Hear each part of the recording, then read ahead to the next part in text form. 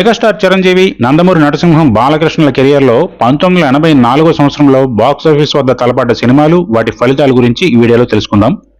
ముందుగా మెగాస్టార్ చిరంజీవి, సుహాసిని, విజయశాంతి, రావు గోపాలరావు ప్రధాన పాత్రలో నటించిన ఛాలెంజ్ సినిమా వచ్చింది.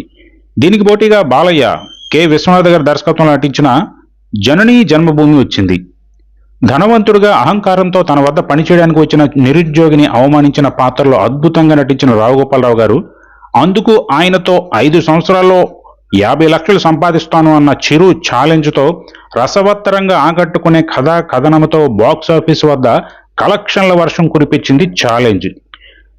కానీ బాలయ్య జననీ జన్మభూమి ఈ సినిమా ముందు నిలబడలేకపోయింది, ఫ్లాప్గా తేలిపోయింది. ఇక ఆ తర్వాత వీరిద్దరి మధ్య క్లాష్ ఇంటి గుట్టు వెర్సెస్ మంగమ్మ గారి మనవడు. బాలయ్య పల్లెటూరు యువకుడు పాత్రలో అద్భుతంగా నటించిన మంగమ్మ గారి మనవడు బాలయ్య కెరియర్లోనే తొలి బ్లాక్ బస్టర్ విజయం అందుకొని ఇండస్ట్రీ హిట్గా నిలిచింది.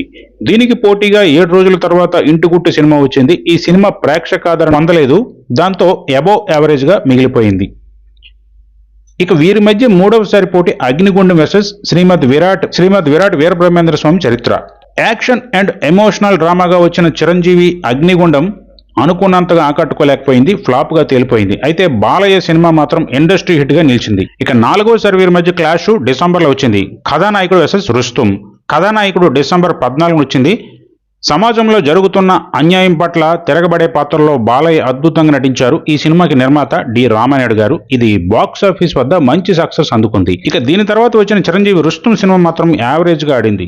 గ్రామ పంచాయతీ అధికారిగా రావు గోపాలరావు చేస్తున్న దౌర్జన్యాలని, అరాచకాలన్నిటికీ హీరో చిరంజీవి ఎలా ఫుల్ స్టాప్ పెట్టాడు, ఎలా ప్రజల దృష్టిలో మంచివాడుగా గుర్తింపు పొందాడు, అందుకు విలన్ హీరోని ఒక హత్య నేరంలో ఎలా ఇరికించే ప్రయత్నం చేశాడనేది ఆకట్టుకుంటుంది.